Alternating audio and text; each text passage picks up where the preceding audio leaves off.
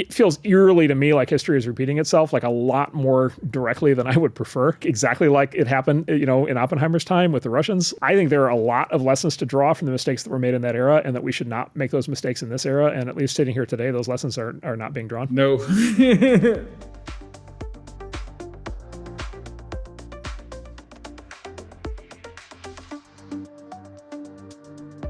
Hello, Mark. How are you? Hey, good afternoon. I am excited to be with you today. All right. Well, we're going to talk about probably the biggest and most important film of the year, Oppenheimer. And why don't we just start out you've been doing a bunch of reading on Oppenheimer, the man. What did you think of the film? Yeah, so on balance, I liked it a lot. And there's a lot of ways to kind of score these films, and of course, Christopher Nolan is, one of the best filmmakers of our time.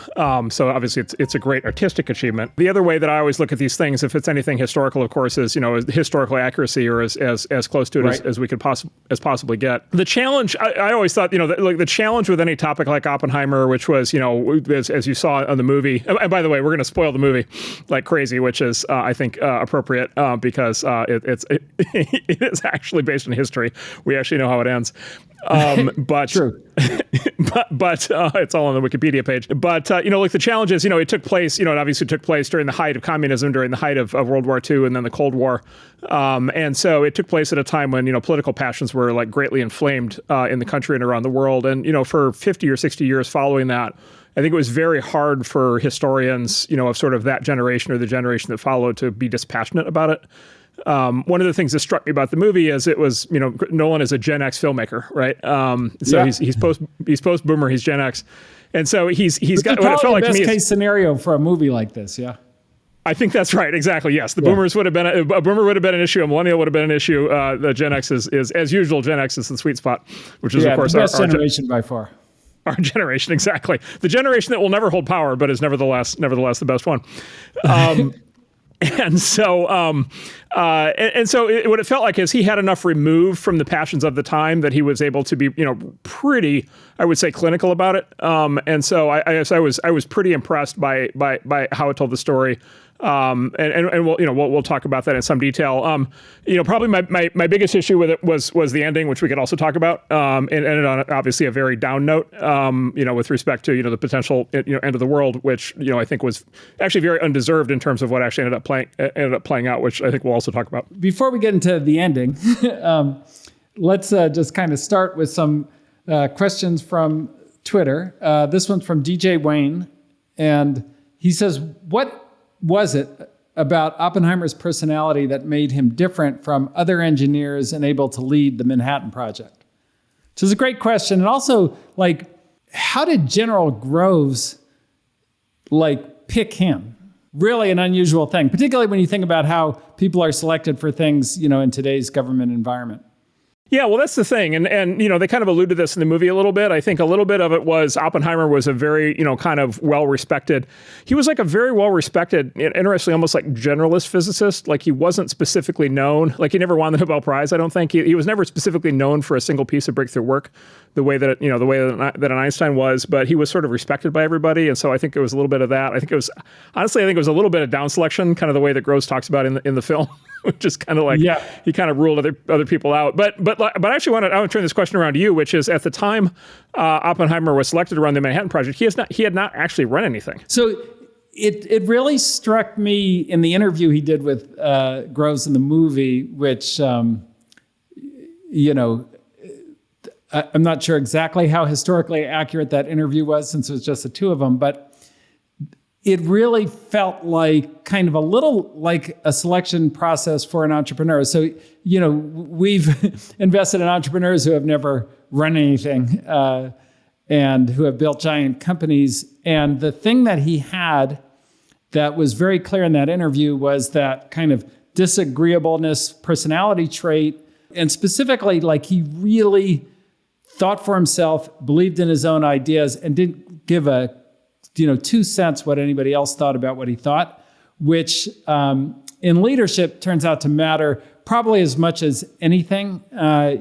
If you're influenced If you don't get strong enough conviction to be almost uninfluenceable, it's very hard to build a company. And I think that, that thing kind of jumped out to me as, oh, I can see why he picked him. This is the type of guy who could. Now, the Manhattan Project was so spectacular, and he built a whole town. He was the mayor. He had people's whole families there. He was directing like the smartest people in the world. Who knew that he could do that? Like, I think that was probably impossible to tell at the interview process, but you could tell that at least he was the type of guy who had leadership skills. And he, like many great leaders, he was a bit of a crazy character. Yeah, the other thing, is he had a lot of infrastructural support behind him, and there was that great scene where they're out in the desert, and Oppenheimer's like, we'll build a town here, and Gross snaps at his adjutant, okay, build him a town, right? And boom, there's a town. Yeah. Right, and so. Right, and so part of that, part of that was it was wartime, and so part of that it was military control. Part of that though it was, it was the old American industrial engine, right, was still running, right. And it's the same industrial engine that won World War II, right. And there's great books about kind of the so-called arsenal of democracy, which was this massive spin-up of the American manufacturing machine, to build tanks and planes and everything. There's actually this great book. There's an economist, Alexander Field, who's done this. He's done a pair of great books in the 1930s, 1940s. But he talks in great detail. He goes through basically the American military production machine basically spun up in 18 months, from making basically trains and cars for civilian use to making bombs and planes and tanks. Crazy, yeah. It was like an 18-month cutover. They made stuff for like 2 years, and then they spent the next 18 months. By 1944, they were already spinning that machine down. And going back to civilian production. And so the whole American production miracle of that era, which, for sure saved the Soviet Union, which maybe we'll talk about, and saved Europe, right, and saved, Britain and everything else, and potentially, the world, the entire thing basically played out over the course of basically 4 or 5 years. And so the speed and sort of quality of execution of the American production machine at that time, was light years beyond what we have today. And I would, for people who want to know kind of how much things have changed, there's this guy, Ezra Klein, who writes for the New York Times, who I kind of generally disagree with on almost everything. But he wrote this amazing piece a few months back about the CHIPS Act, and the, what is supposed to be the production of new chip factories in the U.S. to kind of return to this kind of production mentality, for the, sort of for the new Cold War with China. And he wrote this great piece. It's called, the title of the piece is The Problem with Everything Bagel Liberalism. And he uses the metaphor of the everything bagel to basically be the full load of sort of political implications for actually building anything in the U.S. today, which is basically a completely different challenge. If you just read this piece, he goes through it in detail, a completely different challenge to actually build anything. And so there is an amazing compare and contrast kind of right there between what was possible then and what's possible now. And my hope, one of the hopes you have for movies like this is that it kind of creates this very vivid picture, that people used to be able to accomplish a lot in a very short amount of time. Yeah, exactly. And, look, we had Operation Warp Speed with the vaccine, which was a little bit of a return to that. But the American system today largely does not run like that anymore. But it could. Yeah, and it was very interesting in that a few things. One is, there was a government's role versus the private sector's role. And then the fact that, the government let the private sector do its thing, and the fact that the private sector was run, largely by the founders of the companies at that time. It was the early days of the Industrial Revolution, which... many of the kind of big manufacturers these days, with the exception of, companies like Tesla, are not at all run by their founders. And to kind of change from anything they're doing, I think would be quite the challenge. Exactly. Like Elon, push came to shove, Elon can build tanks, right? Yeah. Can the legacy car companies? Well, it's funny because the legacy car companies at this point just assemble cars. So they would have to change every bit of the supply chain. They don't make any of the parts.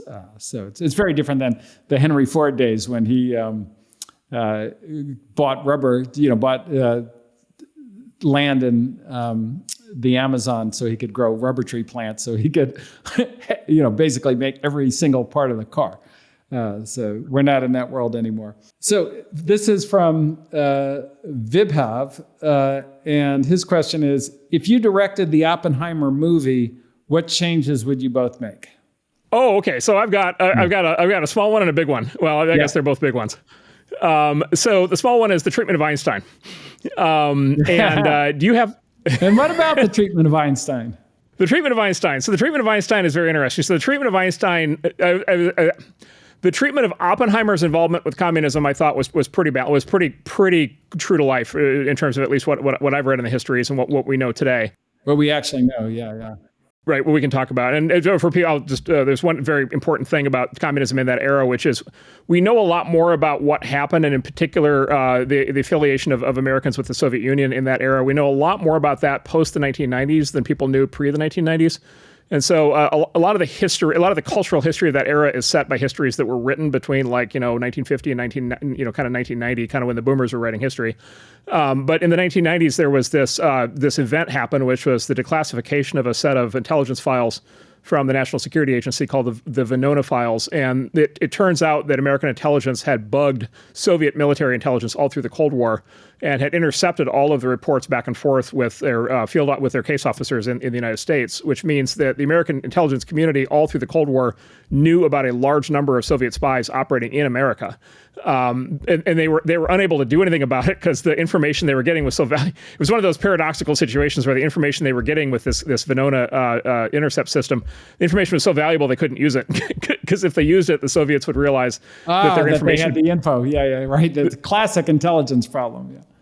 Yeah, so they knew, so the intelligence community knew that there were spies, and they had to leave them in place in senior levels of the government because they couldn't risk the Soviets finding out that their messages were being intercepted. But anyway, the information gets declassified at a certain point. This information got declassified in the 1990s, and so we know a lot more post the 1990s of exactly how broad and deep the Soviet intelligence penetration of American institutions in the Cold War actually was, and by the way, and in World War II and before World War II. And the answer is it was very deep and very broad and very pervasive and a very big problem in a way that is sort of very inconvenient, to the memories of a lot of people at that time. And then also there are just a lot of things that people said at the time that just kind of got brushed under the rug, later on. And so Einstein, unfortunately, and I know a lot of people consider Einstein to be a hero, not just scientifically, but morally. And the movie paints him as both a scientific and a moral hero, which is kind of the received wisdom. It's a little bit of an issue, which is Einstein was kind of a Stalinist. He was kind of very pro the Soviet Union, and he was kind of very enthusiastic about Lenin. And he was kind of pretty in favor of Stalin. And he said a bunch of things, on the record, kind of when his reputation was at its peak to sort of apologize for, or sort of justify the Soviet Union and to attack the United States. Things today that you read and they're kind of eye-watering. For people who want to dig into this, there's a new book out that goes through this called When Reason Goes on Holiday. And it goes through in detail Einstein's statements in the 20s and 30s in particular that were sort of very kind of staunchly pro-communist. The idea that he was this kind of neutral arbiter of morality, I think, is untrue and undeserved. But look, like it did a good enough job with Einstein on that, or on Oppenheimer on that I'll cut them some slack. One interesting comment that I want to make on that is in reading. And reading the Einstein chapter in that book, one thing that struck me was he, intellectually basically fell for the banana in the tailpipe kind of trick of communism, which is, their intentions were good. Yeah, they may have murdered a bunch of, a crazy number of people, but they had the best intentions. And it's what are you talking about? They didn't have any good intentions. And what does it matter anyway if the result is that? But that was exactly the argument he was making to his friends at the time, which I thought, wow, if Einstein, literally Einstein gets fooled by that, that was really kind of a profound thing for me anyway. Yeah, and there was this real, and they show this in the movie a fair amount with kind of how Oppenheimer fell into communism. Which is, look, you have to. I'm gonna amuse my partner Ben here, but I'm gonna sort of justify communism a little bit and then come back around on it.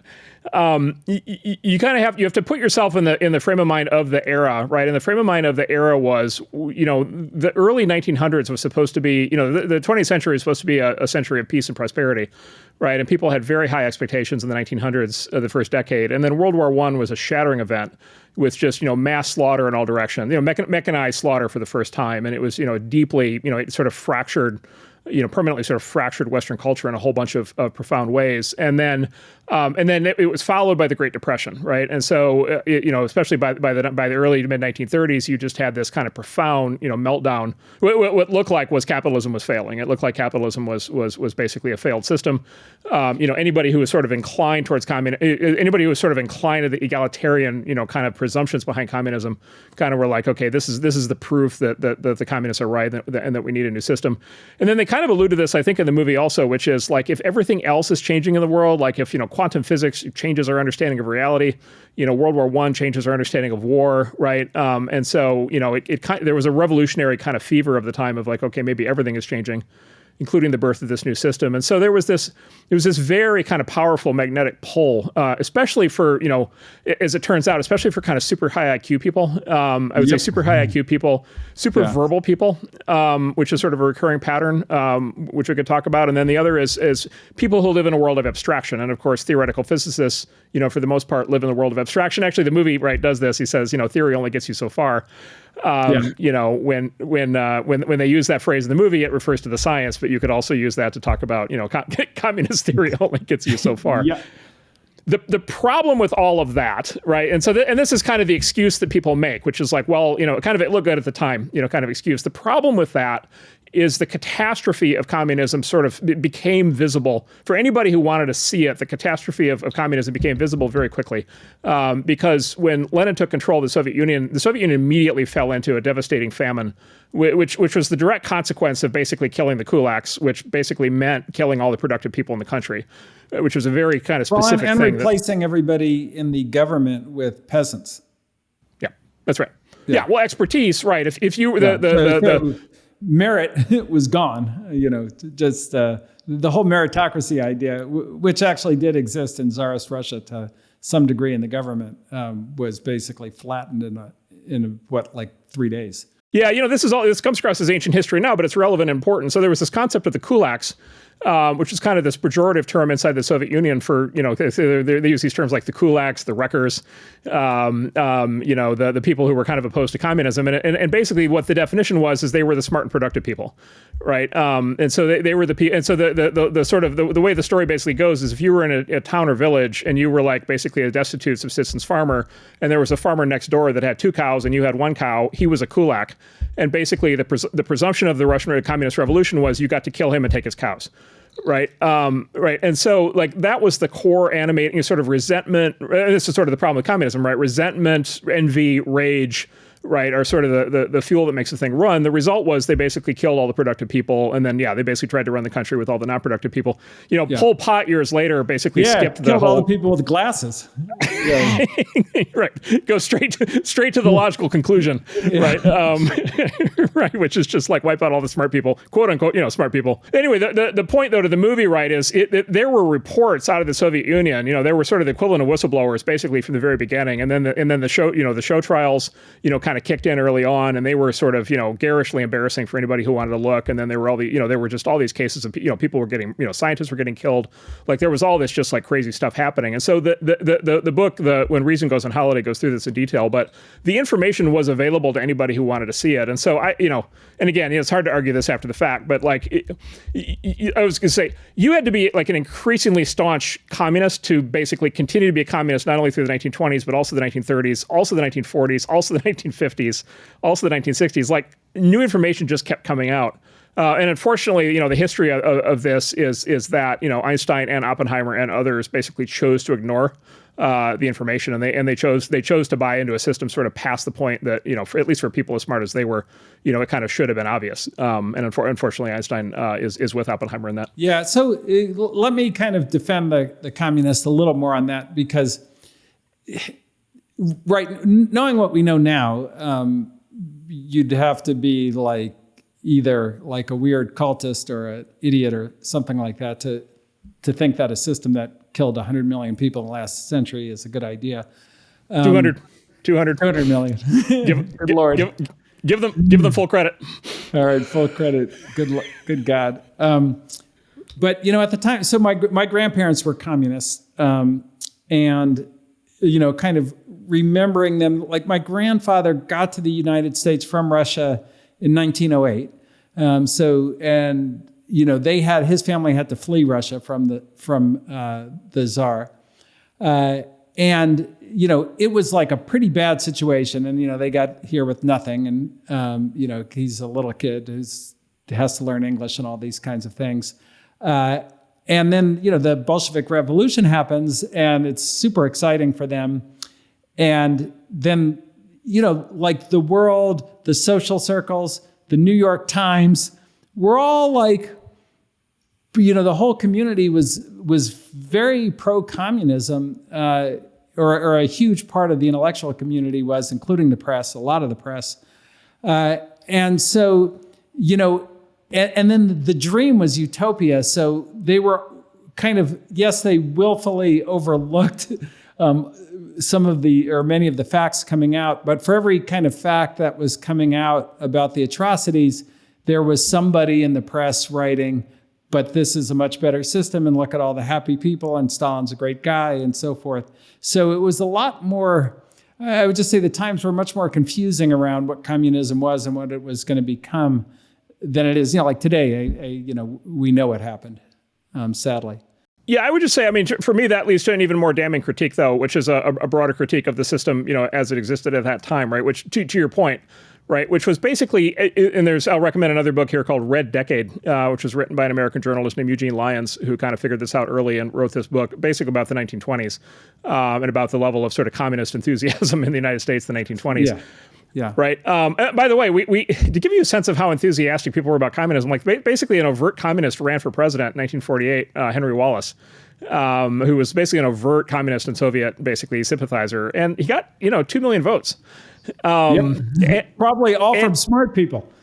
And I was going to say, he got the 2 million votes from precisely the zip codes you would imagine he would get the 2 million votes from. Yeah. It was not factory workers in Ohio, right? It was the right? It was the fanciest, suburbs, right? And university towns. And so, even up until 1948, at the beginning of the Cold War, right? When all of the show trials and everything, everybody knew about everything, the disasters of Stalinism and the famines, right? And the whole thing was out. You still had 2 million basically ardent communists, and kind of as late as that period, and they were basically the American elites. But to your point, like this phenomenon started basically in the early 1920s or even in the 1910s, and through the 1920s and 1930s, the American elite class, like the intellectuals, the scientists, the academics, it was the thing. It was the thing to do. They also mentioned this in the movie. Another thing I'll give the movie credit for is they have this kind of side comment, which is half the faculty at Berkeley is communist, right? Yeah. And it's like, well, okay, first of all, yes, that was correct. Yep. Two is like, was it only half? Yeah. There are still many communists in Berkeley today, having grown up there. I was going to say, is it still true? Yeah. Right? Look, it was totally that. The famous case, the New York Times, correspondent Walter Duranty, basically outright, basically just lying in the New York Times, telling a fake story about Stalin. And winning the Pulitzer Prize for lying, not just lying, but being awarded the highest honor. Exactly. And to my knowledge, I don't think that's ever been retracted, right? I think that's still, I believe that's still an active prize. No, I don't think they ever retracted it. No. Right. And so it was the philosophy of the American elites. It super saturated the culture. And then if you read the accounts of the time, it's actually very funny. If you read the accounts of communists at the time, because basically it was like, so basically a big part of the communist kind of energy at that time, right? It started out with the communists being against kind of the aristocracies, like the Tsar system in Russia. But then in the 20s and 30s, the sort of story the communists told themselves is they were fighting fascism, right? And this was the rise of fascism in Germany and Spain and Italy and other places, right? But also, the term anti-fascist was created in that era, right? Actually by the Soviets as a propaganda term to basically, kind of mean communist. But then there was this amazing moment where the Hitler and Stalin, right, allied, what was it, in like 1940, 1941 in the Molotov-Ribbentrop Pact. And then all of the communists in the West basically had to, on a dime, change their position from the fascists are the enemy to the fascists are our friend. Yeah. right? And that caused a bunch of people, a bunch of communists at the era to lose faith, right? Because they're like, okay, wait a minute, like apparently there are no morals here. And then it was like 18 months later, right? What was it? Hitler broached that pact, right, and attacked the Soviet Union. And then the party line from Moscow changed back to the fascists are the enemy. Yeah. Right. And the way the Soviet Union did that at that time, right, the term party line literally was the instructions from the Kremlin on what global communists are supposed to believe.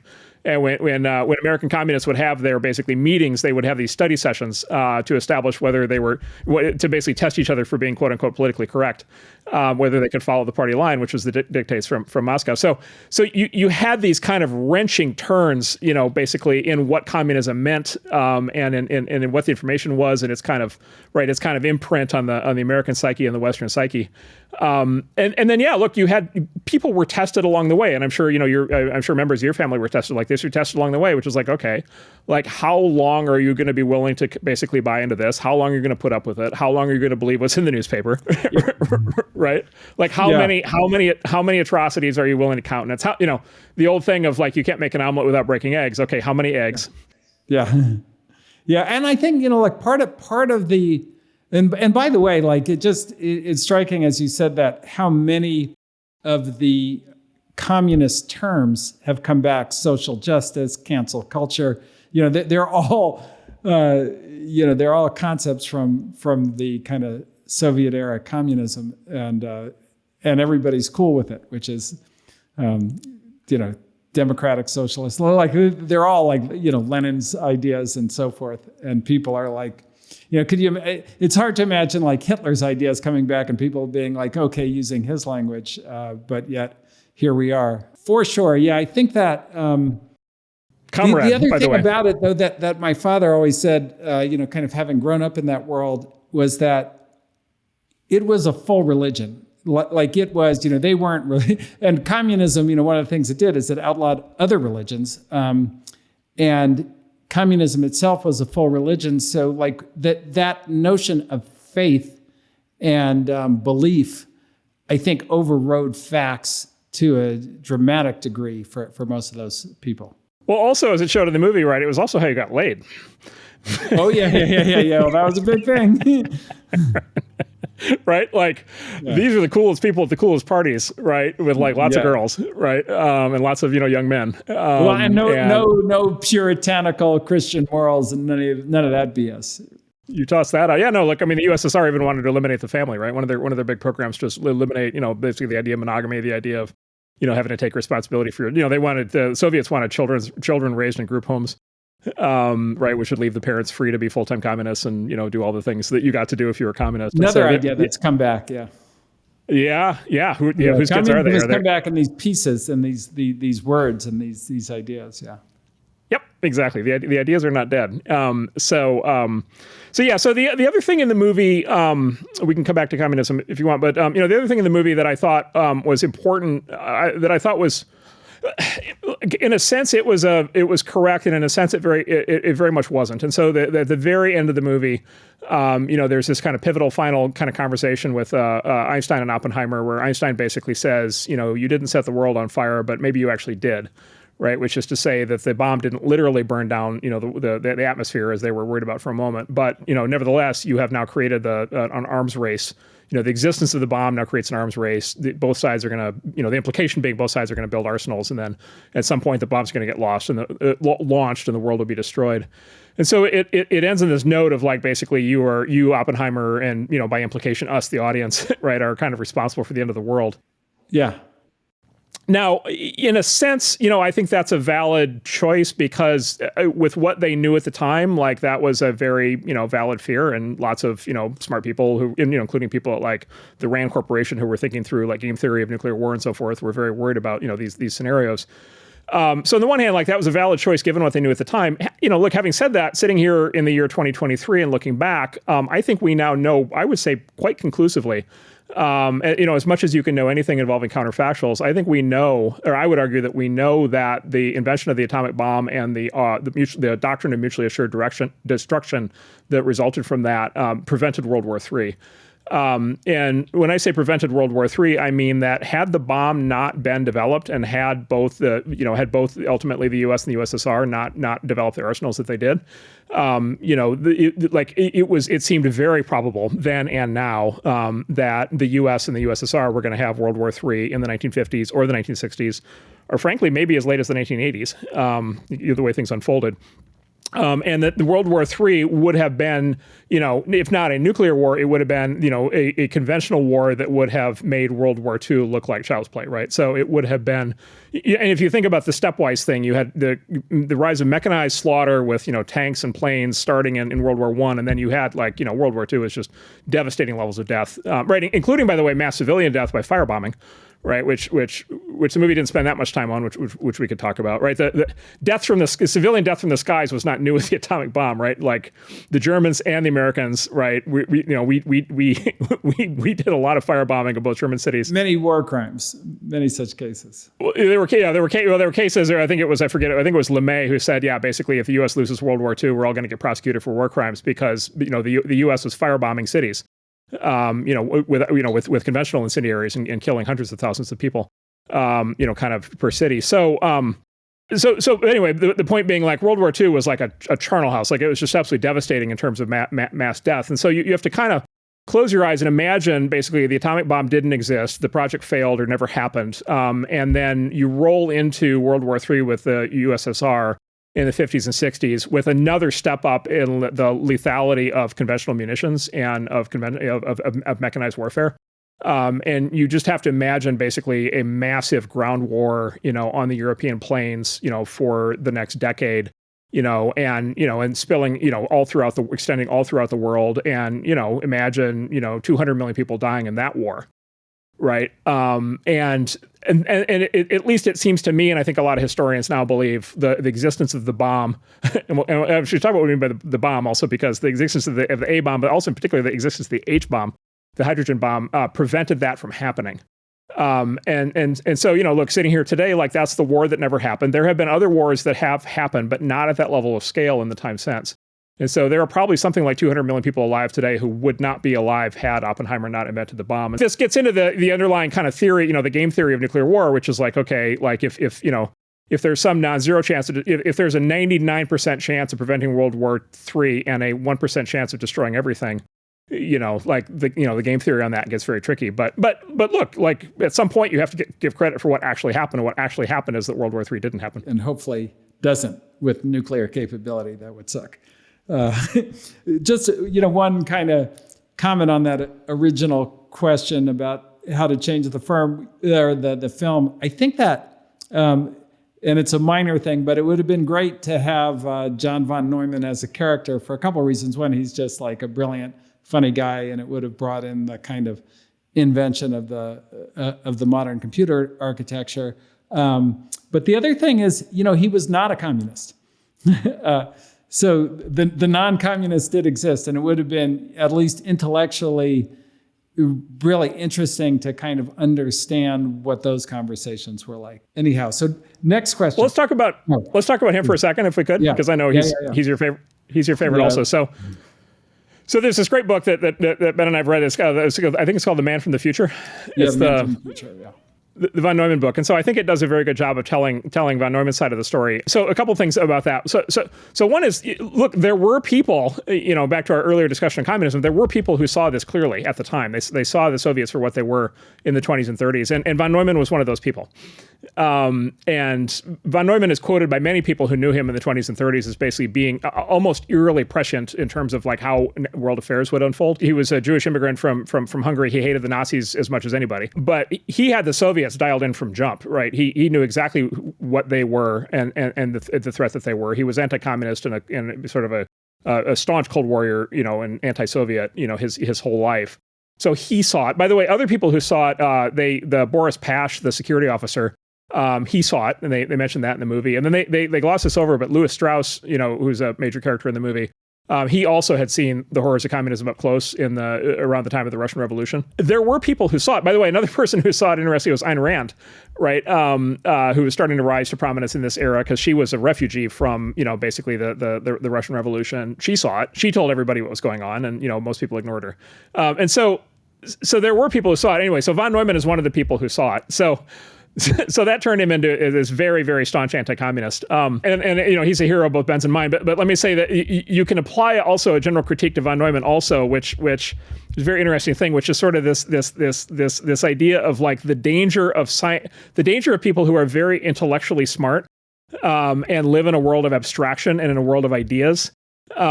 Basically, when they map into politics, things don't go well. And, of course, sitting here today, at least Ben and I would say that von Neumann had a clearer view of politics than Oppenheimer or Einstein did. However, having said that, von Neumann, by the late 1940s, early 1950s, was advocating a nuclear first strike against the Soviet Union. Yeah. And his famous line was, if you tell me we could bomb them tomorrow, I say, why not today?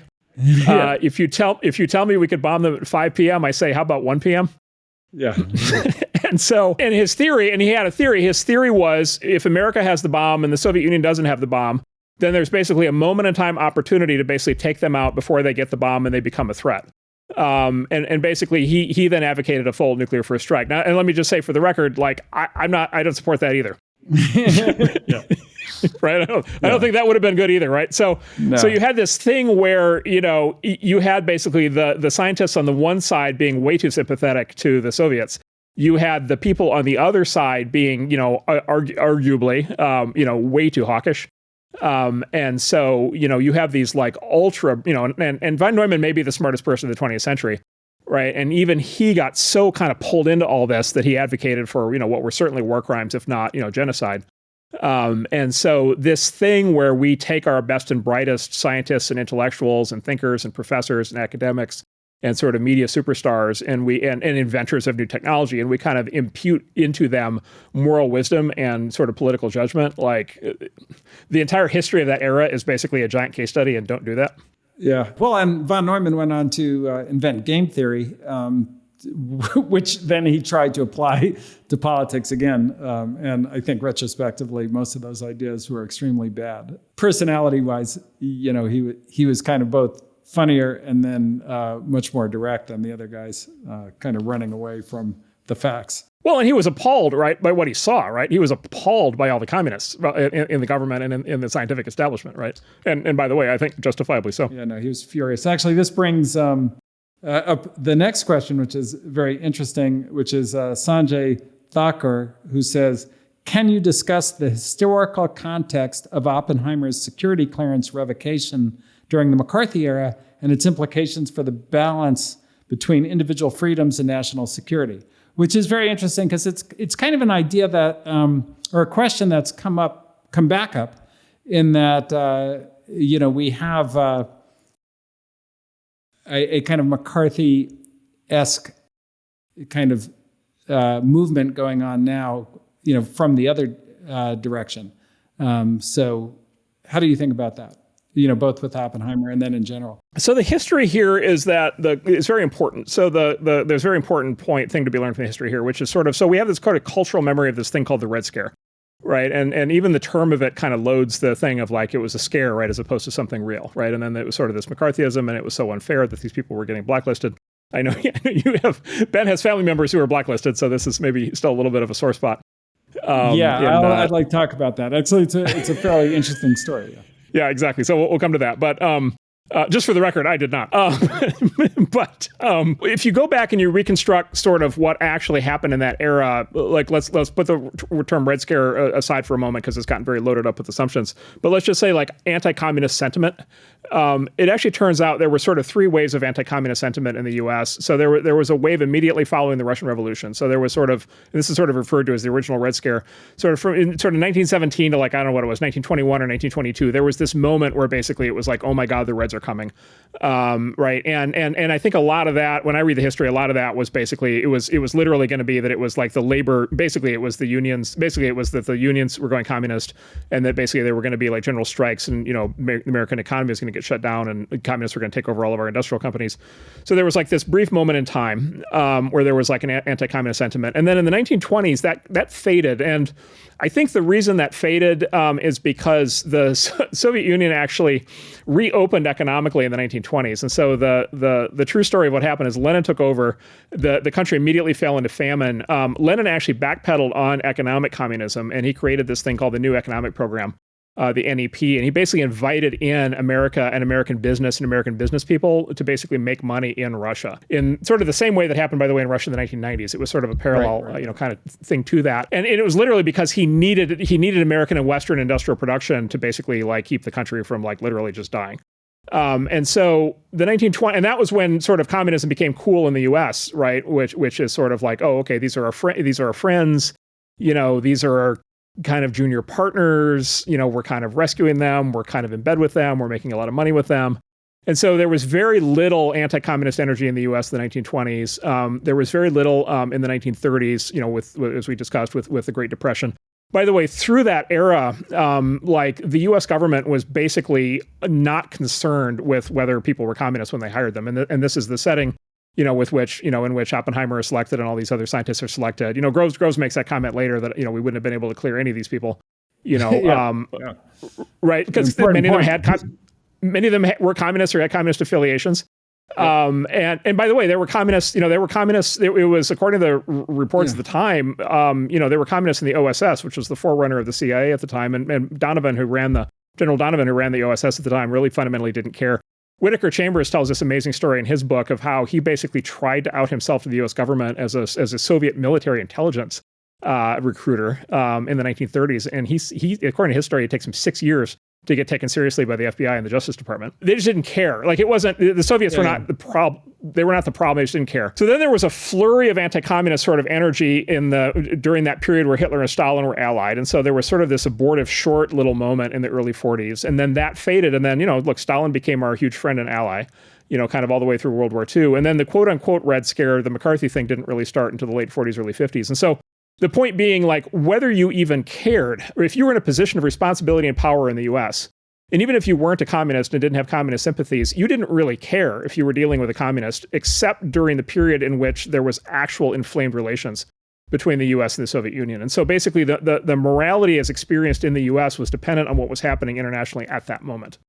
And I think that's very important to understand because we can go back to this later, but this directly applies to what's happening with China today. Yeah, right. Which is, there are people who have been close to China over the last 20 years who are starting to wake up and realize that they probably made a big mistake because the moral valence of China is changing in real time as the U.S. becomes more anti-China, as China becomes a greater threat. It's perceived to be a greater threat, but sort of by both parties in Washington. And so it feels like we're going through one of those moments again. But anyway, I just wanted to go through that, which is like, that's the nature, like, the reason the quote unquote Red Scare and McCarthyism and so forth like seemed so shocking at the time to people, including people, of course, who got caught up in it, right? Is because it followed 20 or 25 years for the most part of nobody caring, right? And so it was like this is what Nietzsche called a revaluation. It was like this change in values and morals that basically was the result of a geopolitical power shift and the threat of a new war with no warning. Your business and yeah, everybody, including John von Neumann, had communist friends, right? Like Einstein.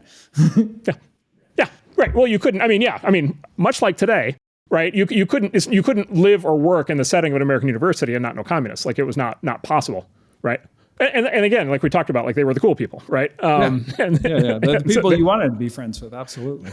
They had the best parties, right? So So anyway, like, so my sympathy, such as it is for people who got caught up in the Red Scare, is basic. It's less that they were it's less that it was unfair to basically target them for being communists. I would argue, it was more that it was unfair that the rules changed on them kind of in the middle of the game, which is, it was fine to be communist up to a certain point, and then all of a sudden it wasn't anymore. Anyway, my point being, like, or even independent of your view of the morality of that, like, that was a giant change in kind of the ethos of what it meant to be communist that kicked in around the time McCarthy gained prominence. So my grandfather's story is actually sort of interesting on this. So he was a school teacher, and he was, during the McCarthy era, he was fired from his job for being a communist, which he was.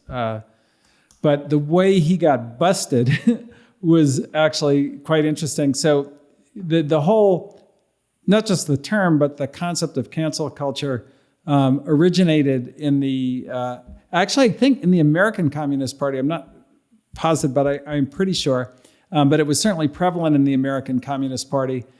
And the head of the teachers union was also a communist. And he voted against her on some whatever school issue. And as revenge, she canceled him by turning him over to the McCarthyites. And he was thus fired. And I'll just say this about that is he really should not have been, like he was a communist, but he shouldn't have been fired because he was absolutely not teaching communism in his classroom. He wasn't doing anything to promote it, and he was like very kind of strict about that with himself. He believed that would be a bad idea. So, this gets into, how far these ideas go of like, okay, well, are you allowed to do bad things like be a Russian spy? Well, we shouldn't allow that, but are you allowed to think bad thoughts? Are you allowed to have bad conversations? And once you cross that line, then you kind of become the thing that you're trying to prevent. So I would say fairly, the McCarthy era gets criticized for that. And look, we're seeing that brought back now where, it's important, even if people are wrong, it's important, I think, in a free society that we be able to have the discussion. At least among adults, like indoctrinating kids, that kind of thing. I can understand why that might not be a good idea.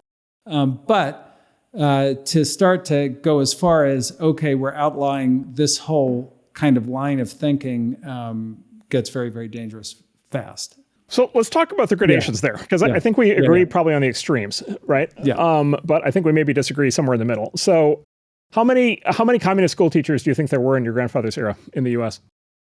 Well, in Queens, many. In Queens, many. Queens, New York, that is, where he was. Well, it was a very large... let's talk about that. Yeah, so Queens, New York, what would you estimate, what percentage at that time would have been communist of the teachers? Yeah, I mean, to be fair, this would be a better question for my father, I don't know, but there's certainly a lot of them. And so, and what portion of those were, let's assume your grandfather was being as strict as you say that he was in not bringing communism into the classroom. What percentage of the communist teachers in Queens of that era were bringing communism into the classroom?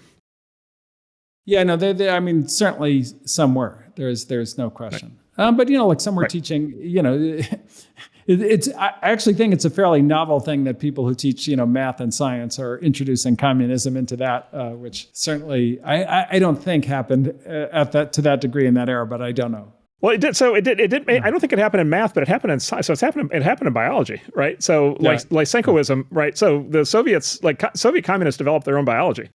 Right. Lysenkoism, right, which was literally communist. It was literally politically correct biology, right? And if you trace the history of that, it's pretty mind blowing because basically, it turns out biology is not very egalitarian. That is the sad thing about life. And so the Soviets developed their own egalitarian biology, which, by the way, was one of the big reasons for all the famines. But it was taught for sure in Soviet universities, kind of as the way you do biology, even though it didn't actually work. And so I don't know if they transmitted that all the way through into the American education system, but for sure they had communist biology. So anyway, so in the middle, the reason I'm pushing on this is because it's like you have this concept of freedom of speech, freedom of thought for adult individuals. But then you have this thing of public school teachers are not just individuals; they're also government employees. Yeah. Right, and they're chartered by the government, right, to teach kids who are mandated by law to attend these schools. Yeah. Right. And so when you have, let's say hypothetically, you have a large number of teachers that are teaching kids either, at that time, communist material or, today, whatever you would think the equivalent of that is. Right. Does the First Amendment apply? Right. So my grandfather was not fired for that, though. And so there's, are you fired for being a communist or are you fired for teaching outside of, the curriculum? And I think it's reasonable to fire somebody for something that they do, but something that they think or do outside of their actual responsibility, which is to teach a certain thing. I think that's over the line. And McCarthyism, McCarthy was way over the line on that. Look, and there were many people who were who lost their jobs and got blacklisted and so forth, who were actively working with the Soviet Union as well, which I think my grandfather might have liked to, but he wasn't actually, he did have a card. He was a card-carrying member of the American Communist Party. And so I do think like you do want to be able to debate these kind of big important issues very freely. But then look, once you start undermining national security or brainwashing kids or those kinds of things, I would agree that's probably over the line. All right, I'll let your grandfather off the hook for today. Yeah. So I will note one thing. McCarthy's an interesting figure because again, he's one of these guys. The movie didn't, the movie kind of ends before McCarthy kicks in. They kind of sidestep McCarthy. They mention him, but they sidestep it. But the story that gets told today, of course, of McCarthy is he was this moral monster, right? Making all these unjustifiable claims, and of course. And again, this goes back to what do we know today that we didn't know, kind of when that kind of impression got set. And so what we know today is actually quite interesting. What we know today is McCarthy was, like, let's say, at the very least, an imperfect messenger. And specifically, he made claims that he could not support, especially with his famous thing where I have a list of XYZ and he didn't actually have the list. And then, undoubtedly there were cases where people were smeared, and unfairly targeted. And even other cases, maybe, as you say, were targeted for their beliefs, but not for their actions. Having said that, what we know today, following the Venona transcripts, what we know today is McCarthy actually underestimated the level of Soviet penetration in the U.S. government. Just on the numbers, he underestimated it. And so his estimates, topped out, I believe, in the 200s. And it turned out, the number was certainly higher than that. It was at least in the 400, sort of 400s, meaning, senior placed Soviet assets in, significant government positions, including very senior positions, by the way, including into the White House. Under FDR, and then current estimates, the current kind of history estimates are that those numbers may well run into the thousands, kind of from that era. And so with what we know today, there's this interesting kind of twist of the McCarthy story, which is he actually understated the problem. And something from my youth that really screwed me up is the Rosenbergs turned out to actually be guilty. Which, by the way, wasn't known, that execution was one of the most kind of horrifying things. I remember when I was a kid, it was like, well, this is like one of the worst things the country ever did. Now, I don't know about like executing them and the death penalty and all that kind of thing. That's a different issue, but they definitely gave. The nuclear secrets to the Russians probably ended up, leading to like some set of those secrets being given led to unimaginable number of deaths by the just extension of the regime, which, I still have trouble with that today, to be honest with you, how to think about the Rosenbergs. Well, for people who don't know about this historically, it was the Julius and Ethel Rosenberg were a husband and wife team. They were accused of being communist, basically conduits. Basically recruiters and asset handlers for the Soviet military intelligence in the U.S. during this period. They became what's called a cause célèbre among the American left of that era, 40s, 50s, 60s. Maybe it was cause célèbre, yeah. Right. It was like, I don't know, it was like, the closest analogy you'd make today probably would be like a George Floyd or something like that, right? Like just in the sense of like, or an Emmett Till or something. It was like they were like iconic figures. Where it was seen so clearly by a lot of people in that era that they were being unfairly targeted, and then they literally got executed. By the government for treason. I think that's one of the last executions in at the federal level. The federal level. Yeah. And it was, of course, there's a husband and wife, right? And so it's like, okay, even if so it was sort of assumed for many decades that was a travesty. A friend of mine just sent me Bob Dylan recorded a protest song called Julius and Ethel in the 70s, right? As late as the 70s, where, still talking about what heroes they were. What we know today is that they were guilty. What we know today is that specifically they were handling, I think it was their nephew, if I recall correctly, a guy I believe's name is David Greenglass, and he was a technician. He was an engineer at the Manhattan Project, and he conveyed this guy on the job at the Manhattan Project conveyed to the Rosenbergs, who conveyed to the Soviets the actual wiring instructions for the bomb. And that was one of the key, like it was basically the practical design to build the bomb. And the reports afterwards were that basically was the turning point for the Russian bomb program. Because right, it was one thing to understand that you could split the atom and the theoretical physics of it. It was another thing to actually do it mechanically and electrically, and to wire the thing up to actually detonate. And that was sort of that key moment where they got the bomb. And at least there are reports that the first, literally the first Soviet atomic bombs were, as they say, wire for wire compatible, right, with the with the Nagasaki bomb. And we know this today from the Venona transcripts. And so we know today they were guilty of sin. They did it. To your point, the moral implications of this, right? And this goes back to the apparent craziness of von Neumann, advocating a first strike, but which again I don't support. But look, had the Russians not gotten the bomb, would the Soviet Union have lasted? To 1989, would the Iron Curtain have descended across Eastern Europe, right? Would, another 50 million people, probably have died over the course of the decades that followed in the Soviet Union and Eastern Europe, right? Because the Soviets had deterrents once they had the bomb. Of course, they alluded to this at the end of the movie, and I think a pretty good way with that scene in the restaurant. So the Rosenbergs were that was an actual pivotal moment, where basically these people decided that they were going to, determine the future of, the rest of the century, with the suffering of tens of millions of people in their hands, and they made the wrong choice. We know that now. Anyway, I am strongly pro the execution of the Rosenbergs. Yeah. I'm not going to go that far. I think they should have certainly been arrested and thrown in jail for a long, long time. But yes, long time. Yeah. No, anyway, so this all, I just want to come back real quick to this China thing, because I think this is, the reason I'm so fascinated with this whole period is because it's a significant foreshadowing of what's happening right now, right? Because look, people know, China has been ruled by the Chinese Communist Party, basically, now since the 1950s.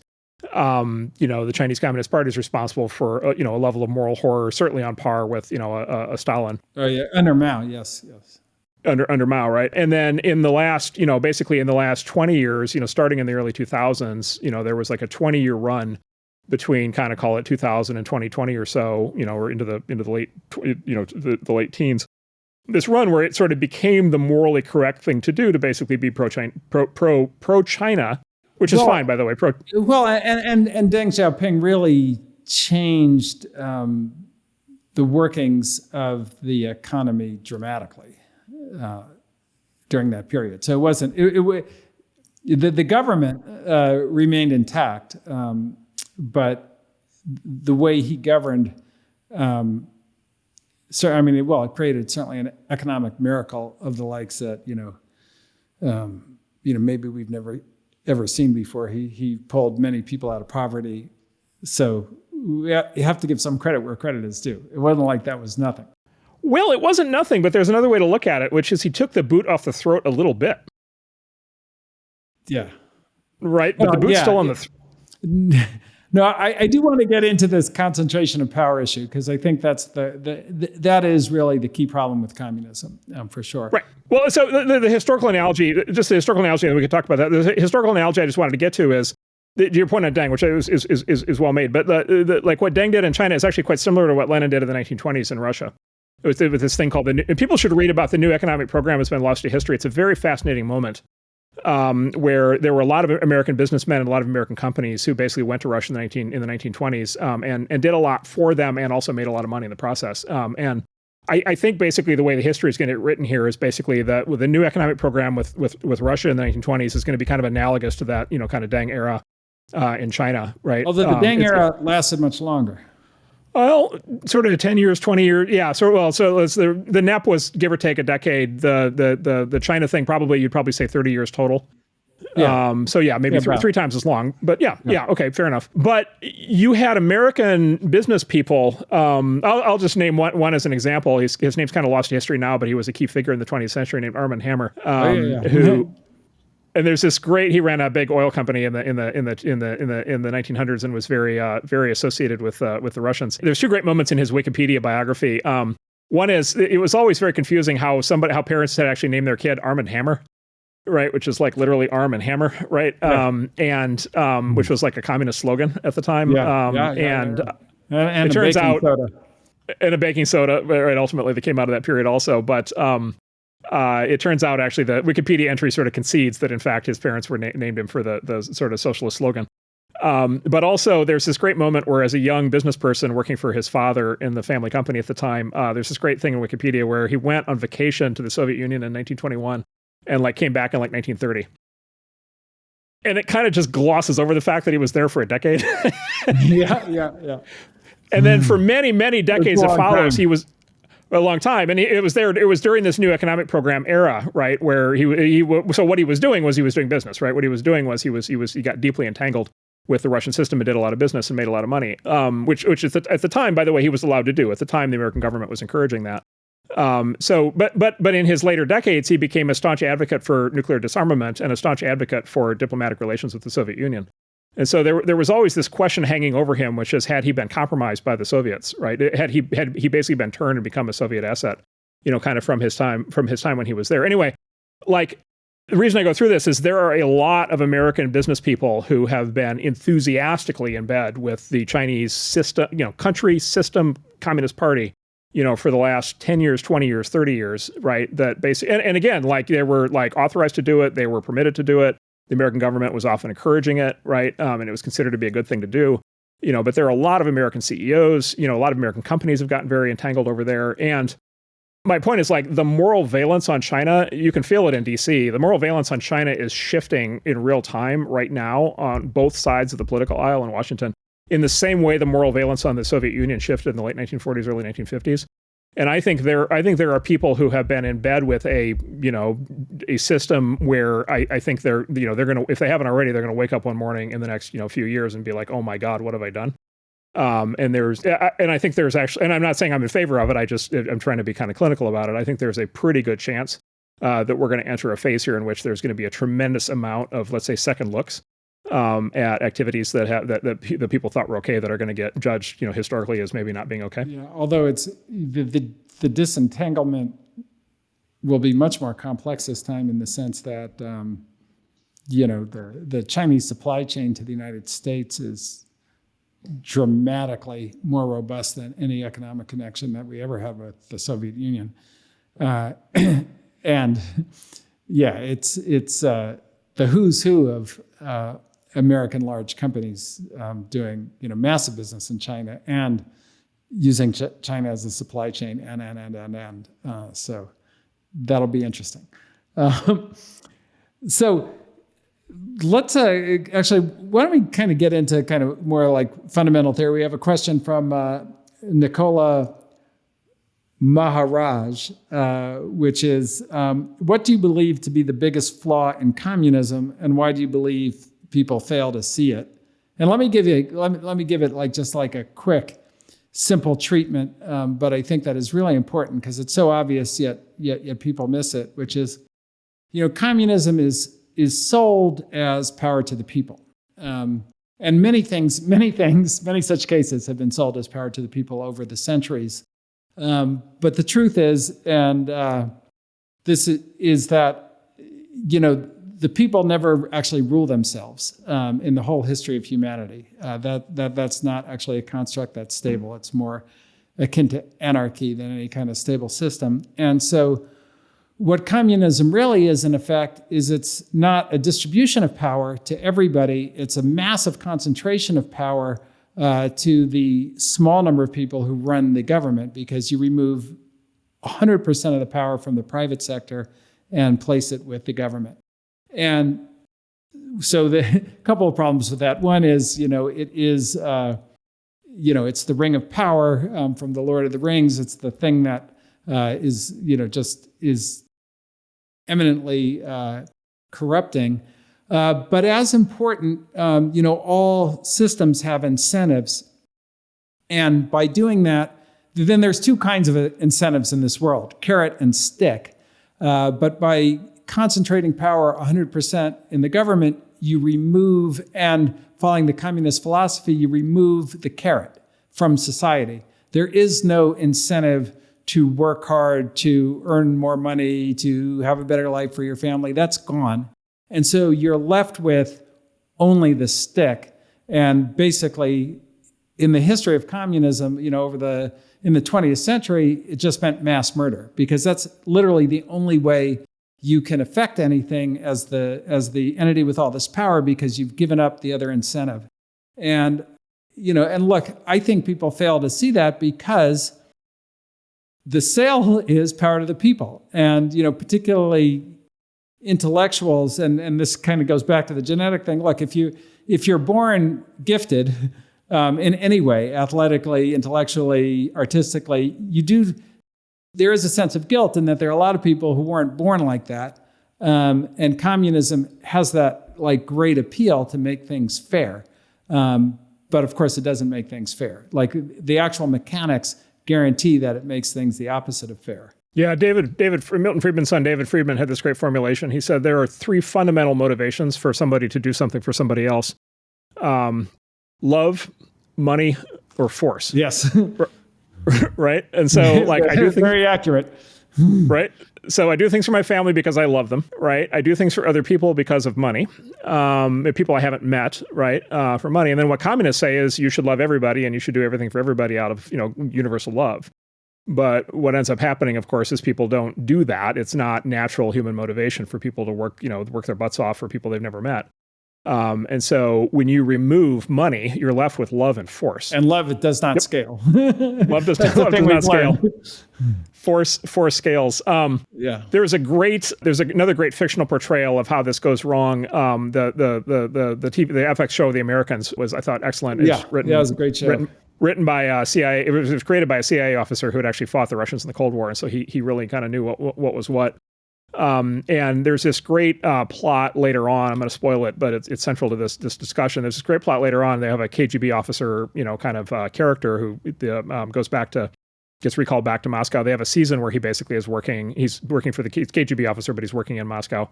His father's a senior party official. And so he gets put on this basically detective assignment. It turns out basically the good food is being stolen out of all the supermarkets in Moscow in the 1980s, right? All the good stuff is being diverted somewhere, stolen somewhere. And he gets assigned to basically track down who's stealing it. And the way they set it up is it's going to, in any other TV show, it'd be there's some organized crime ring, right? There's some criminal, he's going to find some criminal running some conspiracy that's going to have, been stealing all the food. And they go through the whole season like that. And it turns out at the end, it's just the system. Yeah. It's just the good food is being taken by the senior party officials, period, who run everything. Yeah. He finally realizes this and he's like, there's literally nothing to do. These are the people who run the country. They're taking all the good food. F you. They get it and you don't, right? And of course, right, exactly, right? The people in charge, the people with the power to administer force use it on their behalf, and the people who don't have the power to administer the force, basically just get completely screwed. So it's as cut and dried as it could possibly get. But Ben, to your point, you have to put it this way: if you think your way into it, you have to think your way out of it, right? Yeah. Yes. Very well put. And what it turns into is just basically rule by the resentful, right? So what it turns into is just the worst people end up in charge, and they end up basically ruling through resentment and bitterness and envy, and then just everything just goes to shit. But I think that one problem with it is even in the case that it was a good person, right? It wasn't Okay, it wasn't Ceausescu or Pol Pot or Stalin or Mao or there's a pattern here. Everybody seems to be a bad person who runs a communist country. The problem of the economic system removing all the incentives kind of leads you to that conclusion anyway. Even if they're great people, even if they're full of love in their heart, it's going to end badly eventually, which is why it's so dangerous. And it's amazing that the ideas keep coming back. So I have this is a interesting question for me. It's from Diamond Hands. I don't know if that sounds like a made up name, but it could be a real name. No. That's it's one of your retards. Oh, it's one of the retards. Oh, awesome. I can't believe you had me say that on a podcast again after I got blasted the last time. But a retard meaning not a retarded person or a person with special needs, but a part of the retard revolution, which is an anagram on traitors, which are the people who led to the GameStop amazing stock climb. So that's what we meant. But yes, great. So Diamond Hands says, do you consider Hiroshima and Nagasaki a genocide? And maybe I'll start to help, because this is a troubling question.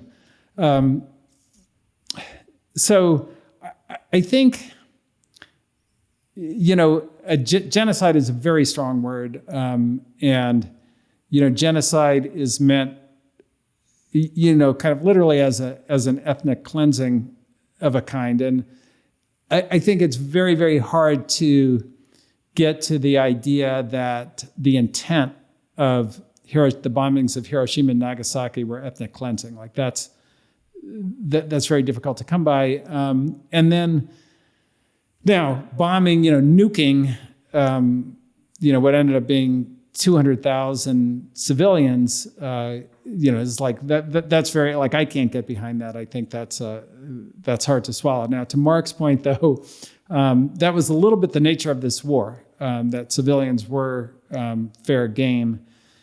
And the rationale for it was that, and this is something I've studied a lot, and then I've spent a lot of time in Japan, so I think it was like a not illegitimate fear, which is the Japanese would never stop fighting, without something of this magnitude. And that, from a cultural standpoint, is actually a pretty rational position in the sense that, Japan of that era was very, very heavily influenced by the culture of the samurai.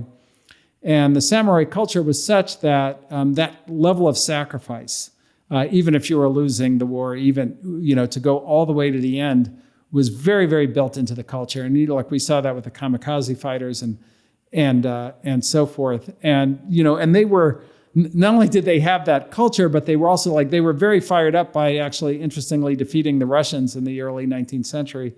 Or in the early 1900s, I should say, which was their first kind of victory, kind of coming out of the East and going into the West. So they were fired up. They were culturally prone to fight to the death, and so that was a real thing. And then when you talk to people in America about the bombing of Hiroshima and Nagasaki, it's like one of the most morally horrifying things that we've ever done, and totally unjustifiable. And look, you can understand that because it was 1945. It felt like the war was close to over. The Germans were kind of done, and it was civilians. So all those things would make you think that. When you talk to people in Japan, they're less angry about it than we are, I would say. And part of the reason is they really understood the Japan of that era and the things they were doing. Leading up to the bombing of Pearl Harbor, but where they were willing to take it themselves. If you, or at least I shouldn't speak for the entire Japanese people, but for the Japanese people that I've spoken to in Japan, they do recognize the atrocities the other way, and what they were willing, what they did and what they would have done, had they been able to. So I think it's that decision, whereas maybe probably 10 years ago I would have said it was the most horrible thing we ever did. I do understand the rationale. I think I'm personally against it, but I understand a lot better why that decision was made. Yeah, let me add a few things. So one is there were two arguments at that time for doing it, which I think they allude to in the movie a little bit. So one was saving the lives of American soldiers, right? So had the Japanese not surrendered in the war, and which means that Allied soldiers were not going to have to continue to die in that conflict. There was another argument at the time, and this I would say this one pains me to make, and I'll describe why in a little bit. But the other argument was those bombings may have saved Japanese lives on net. Right. So, had the war continued, it's certainly possible that more Japanese would have died in the continuation of the war than in the ending of the war, with 200,000 people dead in those bombings. Well, particularly because they were willing to fight to the end. They were willing to fight to the end. So So there's a utilitarian argument that basically that actually both America and Japan were better off if those bombs were dropped. Now, let me say the problem I have with that is now we're engaged in utilitarian ethics, which is the ethics of that era and how that decision was made. And the problem with utilitarian ethics is precisely this problem, which is, okay, now you're sitting here on Mount Olympus, right, either at that time or today, and you're basically saying 200,000 people have to die for the greater good, right? And like my reading of history is by the time you're making that call, like, boy, have you worked yourself into a position that is really bad, right? Like, that should not be the decision, right? That should not be the way. Like, utilitarian. There's something profoundly logical about utilitarianism as an ethos, and there's something profoundly evil about it, right? Which is it gets you into this situation where you can say things like 200,000 people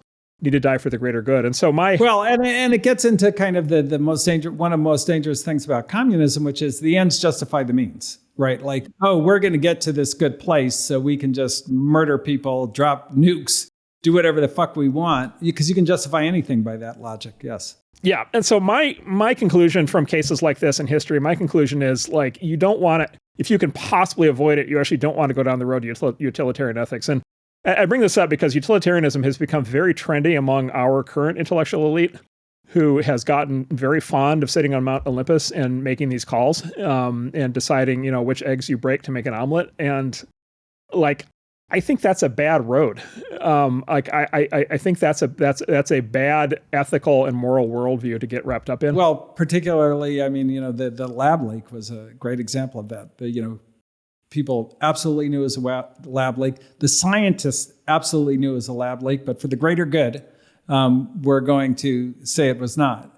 And by the way, in doing that, gain of function research, like if it had come out immediately that this pandemic that's killed so many millions worldwide was a lab leak as a result of research that we ourselves funded, maybe that would have created a movement to stop funding the research, which, by the way, we're still funding in many areas and could cause the next pandemic. And that whole cover-up for the greater good is a kind of a very murderous idea.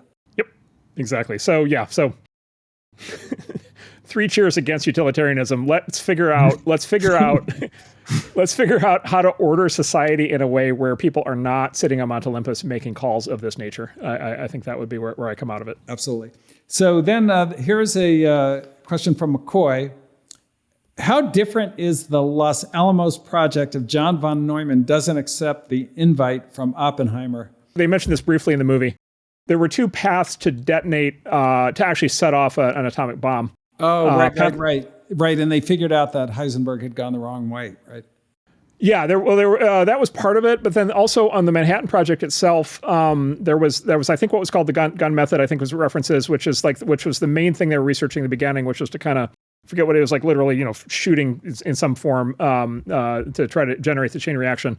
But then there was this other method called the implosion method, and the one method got the bulk of the resources and then didn't work. But they had this. There was a brief moment in there. There was a brief moment where the one of the scientists, whose real name was Seth Niedermeyer, says, "Oh, there's this other method I think we might want to look at." And Oppenheimer's like, "Fine, go ahead." And anyway, it turns out like that other it was like the backup method for setting off the nuke. The implosion method is the one that worked. There is a TV series. There's a TV series that nobody saw, that in a different era would have won every award you could win, called Manhattan. That was a few years back. That they only made 2 seasons of, but the setting it's a recreation of it's a TV series about the Manhattan Project, and the lead character it's the story of that second method. It's a story of the implosion method and of the sort of renegade effort inside the Manhattan Project to have this backup method.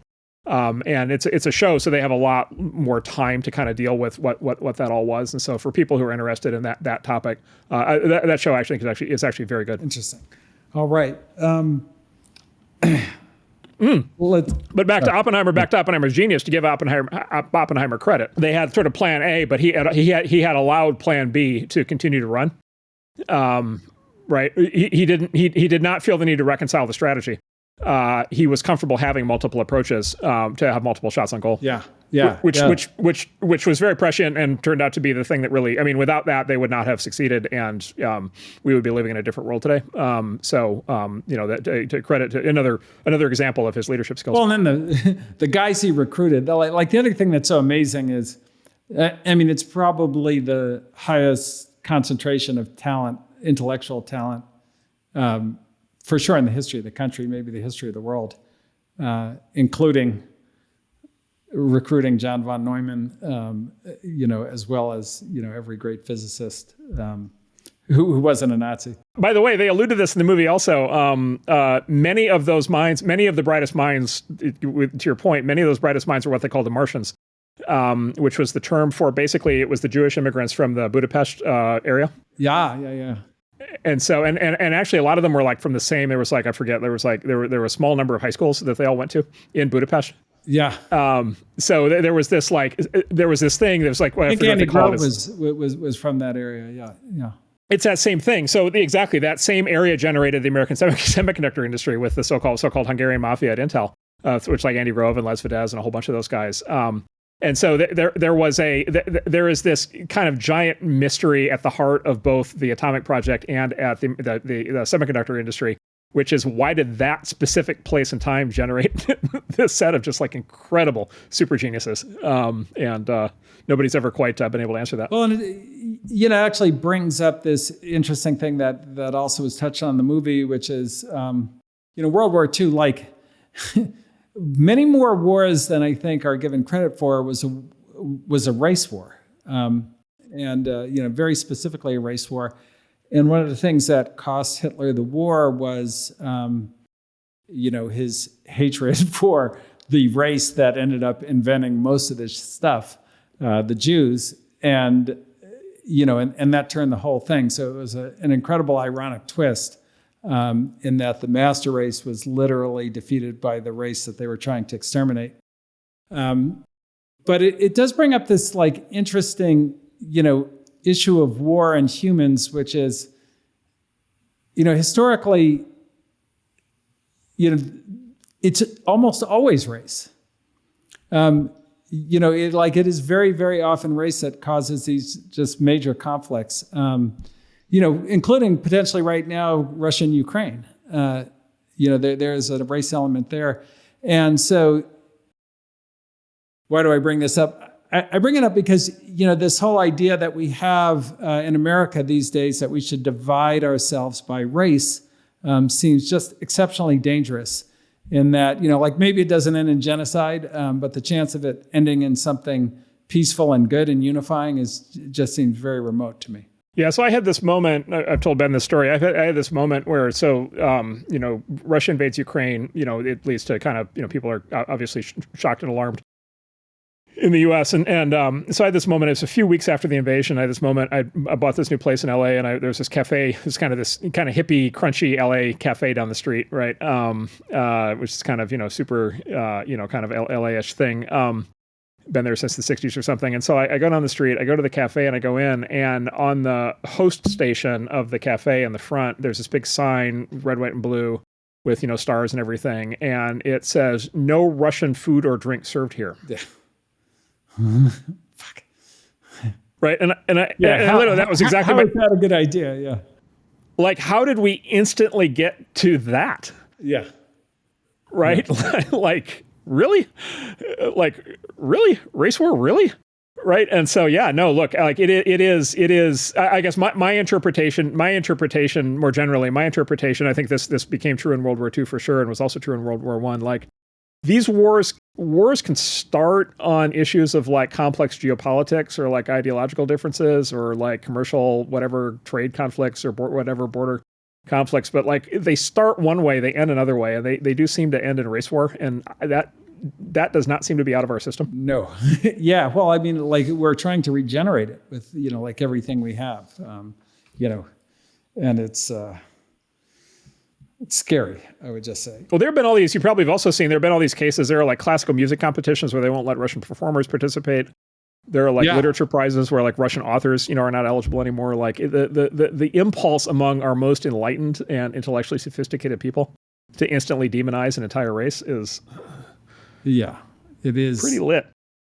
Well, it's lit, and it gets into like the darkest part of human nature. And what's been like just a complete shock to me is the intellectual movement in the United States to racialize everything,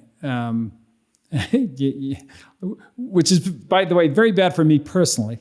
If there's a race war, I'm in a lot of trouble. And the fact that people think that's a good idea is just so unusual to me that it would like we'd go to that place and say, okay, we're going to have to decide things. Things are going to have to be decided on race. And you've already seen it, like the massive increased hostility internally of Americans against Americans almost entirely on a racial basis is quite alarming. Rami Moore asks, Oppenheimer's story involves themes of ambition, moral dilemmas, and personal sacrifices. How can we draw parallels between these themes and the responsibilities that come with developing and deploying AI technologies in our society today? Would you like to start? So I would say, there are certainly some similarities and differences. But let me start with one of the similarities. So, it was, Mark and I actually had a very interesting conversation with an entrepreneur and a very kind of accomplished and important AI researcher the other week. And one of the things that he said that I found like super interesting is in looking at AI, one of the things that was very confusing for them early, with these large, particularly with the very large models. So when the models were smaller, this actually wasn't as big a deal. Is that it's very hard to analyze them the way you would analyze like a normal computer program because they're just too big. Like you've got 1 billion or 70 billion or 230 billion parameters or nodes in the system.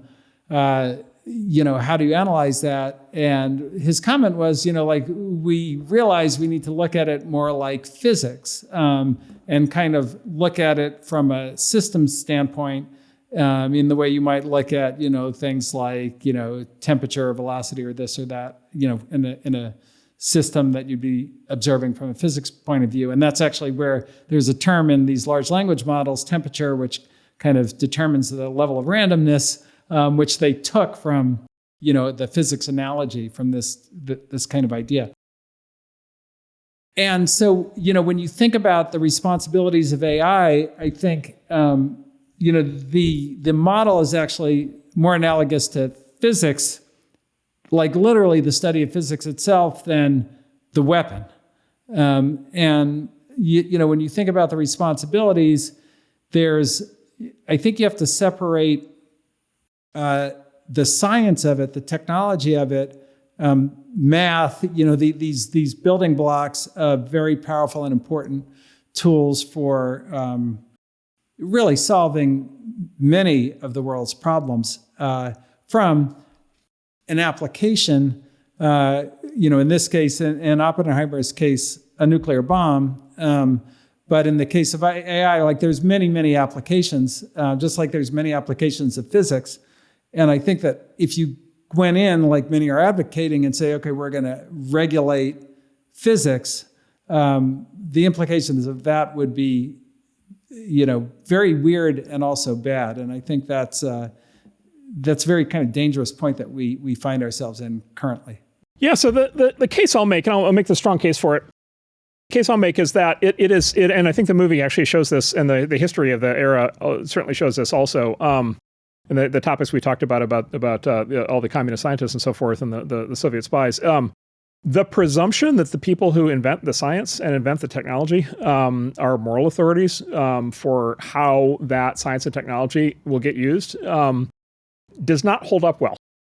And let me elaborate on that. We've talked about some of it, but I want to elaborate on that a little bit. So first of all, like I said, I think the A-bomb prevented World War III. So all of the hand wringing, including Oppenheimer's famous hand wringing in the Oval Office with Truman, which happened, which was true. Basically, it was a lot of hand-wringing over what I think a project that saved like 200 million lives. So first of all, like it was like one of the like in the fullness of time, probably one of the greatest things for peace that ever happened. And a lot of those scientists like did not see that.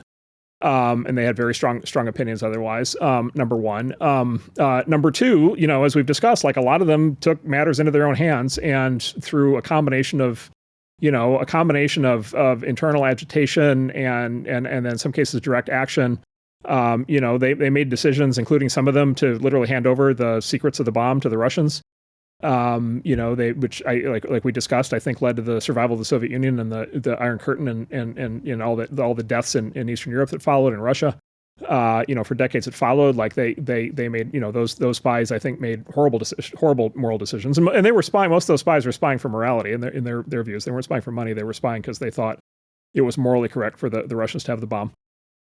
And then there's another twist on the whole nuclear thing, which we haven't even touched on yet, which is nuclear power. There's the civilian application of nuclear technology, which is nuclear power. And, sitting here today, the world is, generally very, kind of upset and scared of the prospect of continued carbon emissions and climate change and so forth. And we have had the silver bullet technology for zero emissions, unlimited energy for, 60, 70 years in the form of nuclear power. And we have chosen to not deploy that, to, I think, just like devastating effect. Had we deployed it, we would have sidestepped the whole climate change issue that we're in currently. By the way, also the U.S. would not have had to be involved in the Middle East, right, for this entire period, right, with the consequences there, right? Like, none of that, right? And again, like lots and lots of death, right, followed from that. And so, and then, this basic presumption that scientists are somehow morally responsible for how their technologies get used, that's been formalized into this thing called the precautionary principle. And the precautionary principle had a specific moment in time invention that's very relevant. It was invented by the German Greens in the 1970s to prevent the use of nuclear power, which is a decision that is causing, tremendous damage, not just globally, but specifically to Germany right now. Germany is basically, deindustrializing in front of us because of this mentality to sort of catastrophic effect. And a lot of why Russia was able to invade Ukraine is because they, make so much money from, selling fossil fuels to Europe. Yeah, because 70% of GDP in Russia, I believe, is fossil fuels. Yeah, it's energy, it's fossil fuels, and like that market would go to zero if we had properly deployed nukes. Richard, the demonized Richard Nixon had a plan in 1971, the year I was born. He proposed a plan called Project Independence, which he said we should build 1,000 civilian nuclear power plants in the 1970s. We should be completely fossil fuel independent, free, zero use, 100% nuclear energy by 1980. And we could have done it. We had the technology. We knew how to do it, and we didn't do it. And it was a choice, and it was a catastrophically bad choice. And a lot of scientists every step of the way were against the use of nuclear power. They were involved in all of this. And so this presumption that because you are the scientist or the technologist, that you have the moral authority to make these sort of sweeping decisions. Or the filmmaker. The China syndrome was very influential. Or the filmmaker, or by the way, the journalist who, all the news stories written about 3 Mile Island, right, which we now know today, like, basically, I believe the total number of deaths attributable to 3 Mile Island, I think, is still zero. Yeah, zero. Right. And so, yeah, this like panic, that basically was fed by many of our best. And by the way, the total number of deaths annually on oil rigs is extremely high. Like, it's shockingly high. It's the most dangerous job one could imagine. Yeah, civilian nuclear power globally in the last 70 years has been responsible for a number of deaths very close to zero, in contrast to basically every other form of energy we know of. So we could talk a lot more about that. But not to mention the geopolitical issues and the wars.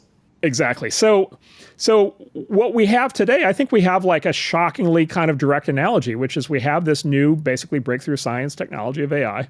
It has potential national security implications. It also has potential civilian, lots of civilian use cases, lots of implications. And then we have a scientific elite class, many of whom, some of whom are not involved in politics and they're just in the lab and they're doing their thing. And some of them, have different views. But like a fair number of, the ones that are in the press, the ones that are in Washington overwhelmingly, are playing the same role that, the hand-wringers played, following the creation of nuclear technology, and they are moving as aggressively as they can to cut off the use of AI for sure in civilian use cases by making all these lobbying efforts for regulation and all this fear mongering that they're doing.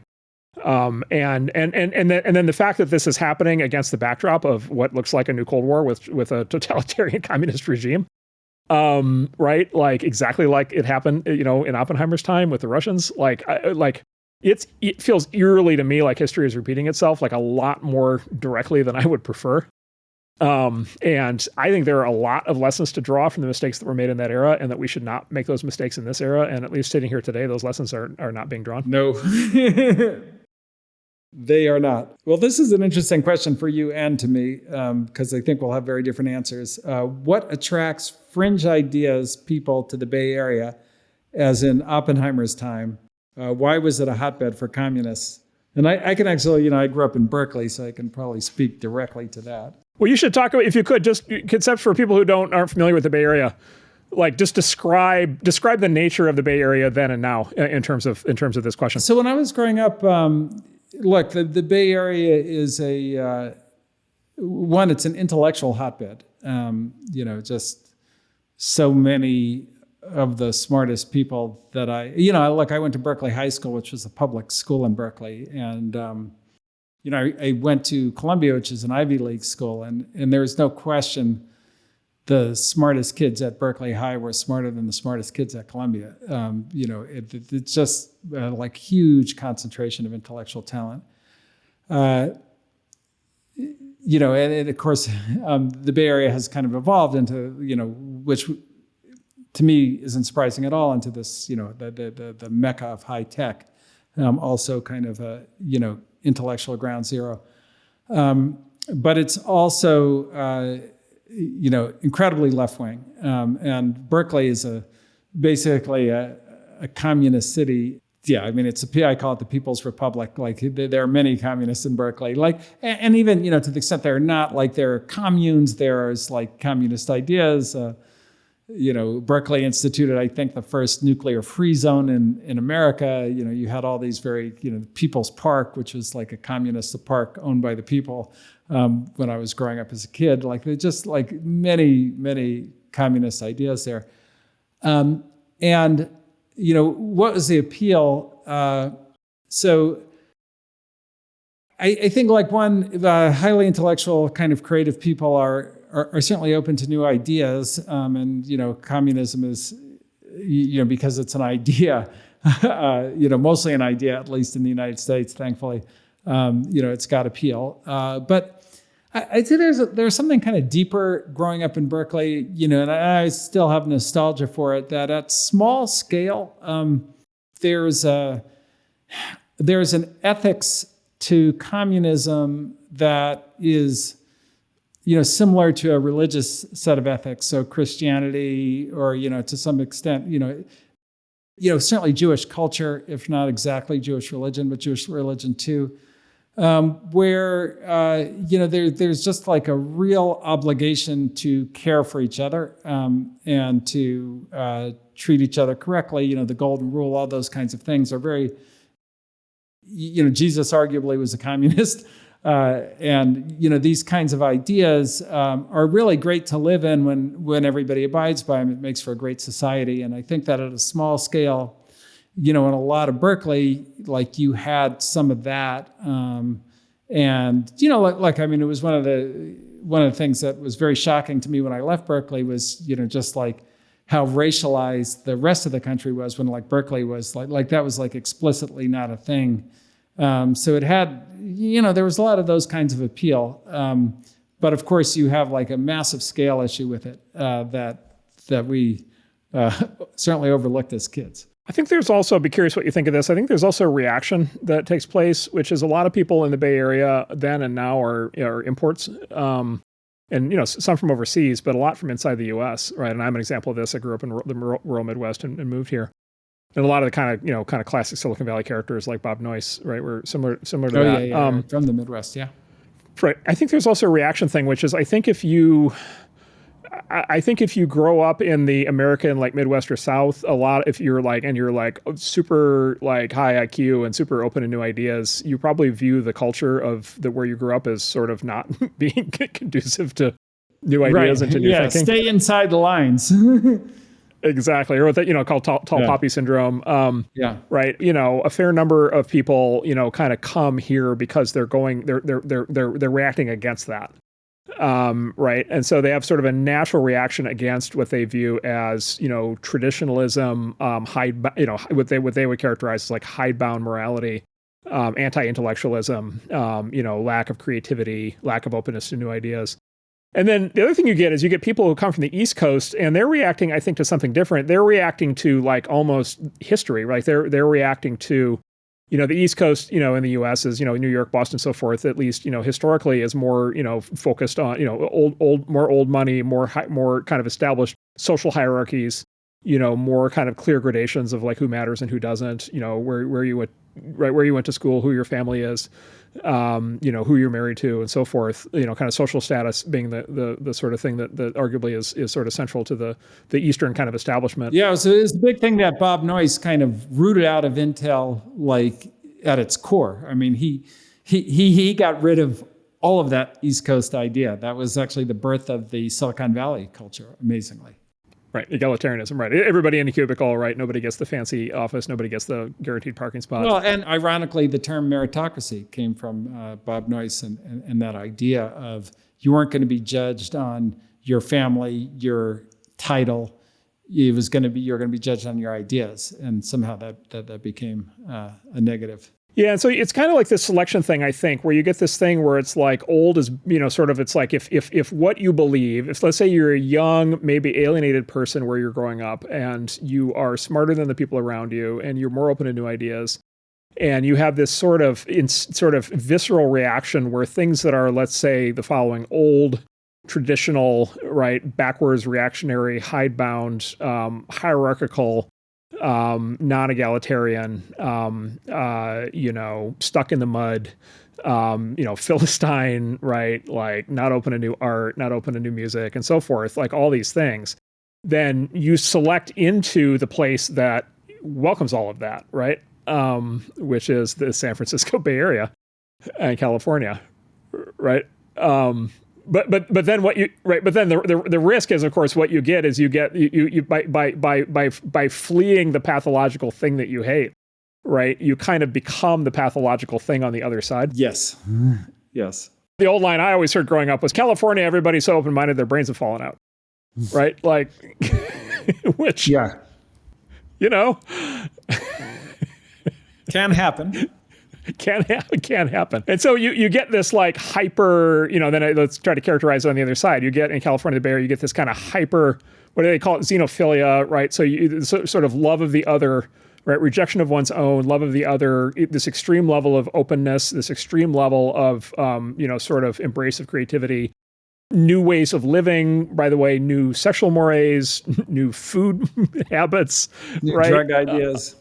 New drug ideas, right? New religions, new cults, right? And so you get that whole other side of it. And anyway, my interpretation is therefore the communist, right? Therefore communism, right? And then therefore, by the way, a lot of the other kind of, it's of course it's going to be here, and of course all the people who are going to think that all those things are good ideas are going to be here, and it's the good with the bad, right? It's why you get Silicon Valley, it's why you get Hollywood, it's why you get all the new ideas, it's why you get all these new things, right? It's not an accident, right? But it's a total package with the potential dark side. I mean, and part of the challenge is the level of talent is so high, and the ability to convince the world of these sometimes not terrific ideas is potent. All right. Well, we have one from your buddy, Beth Jesus. And what he would like to know is, how do we stop the anti-capitalist communists from decelerating AI progress with red tape like they have done with the advancement of nuclear energy? How can we call them out for prioritizing control and top-down power over civilization growth? That's a lot. Yes. Yeah, give it a whack. Well, it's a good insight. Look, I think that it's very, very important to join the conversation. And I think that, so look, the danger is, as with nuclear, right? Like if you were pro-nuclear, you could be painted as, amoral, because everybody knew nukes were so dangerous and it was like this devil technology and all these things. And so as a result, I think that, look, the people of the time did not argue strong enough for it to win the thing, didn't argue, didn't lobby, didn't legislate, didn't stand up for it, because look, nobody wants to be painted as a bad person. And history is a funny thing because at the time it's always history's going to look back on you badly. The people who say that are usually the people who history looks back on badly on. And so, I think we have to make the argument, and, I think you've done a great job of that in your blog post, Mark, on why AI will save the world. But, the obvious good that's coming out of AI right now versus the theoretical, the theoretical kind of, not just unproven, but unsubstantiated threat, which, if you read any of the arguments about, okay, this is what AI is going to do, this is my idea, like, okay, how do we test for that? How do we know? There's nothing. So it's just like literally we're the good guys. So we're going to either, we're going to curb AI, we're going to capture a monopoly for ourselves, or we know like the truth with a capital T, even though we have no way of proving it. And so we're going to stop progress, which is very dangerous right now because, if you look at the threats that we face, be it, pandemics or climate change or just general kind of challenges with population growth,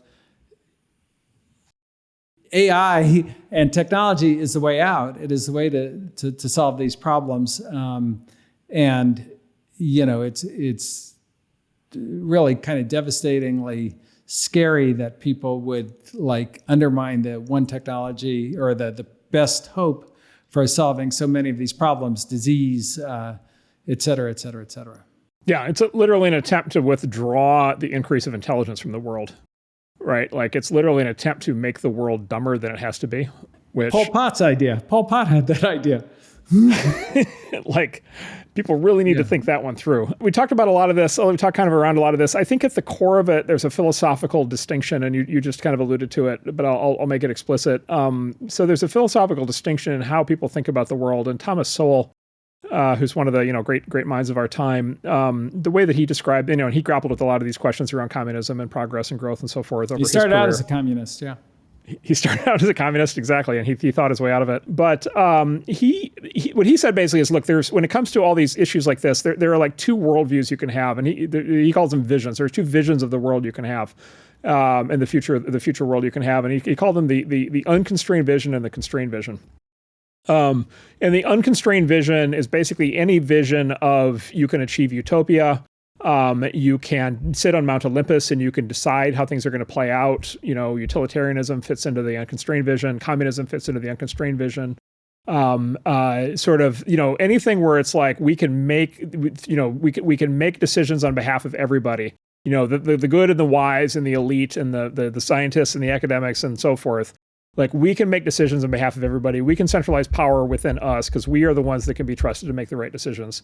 That's what he calls the unconstrained vision. And, basically what he points out is, as Ben has described, the centralization of power that happens in the unconstrained vision leads to, sort of predictably catastrophic results. He says, look, the real world, the way things actually work, the way when things actually get better, the way they get better is through what he called the constrained vision. And the constrained vision is like, decentralized as opposed to centralized, right? So the unconstrained vision is centralized control and sort of dictatorship of everything by the smart and the wise. The constrained vision is bottoms up decision making, right? Decentralization, people working their way through it. it's a market. The constrained vision is the market economy versus a planned economy, right? The constrained vision is AI is a tool for people to be able to experiment in many different ways to do things, as opposed to a set of sort of enlightened scientists or academics who can make decisions on how this will get used.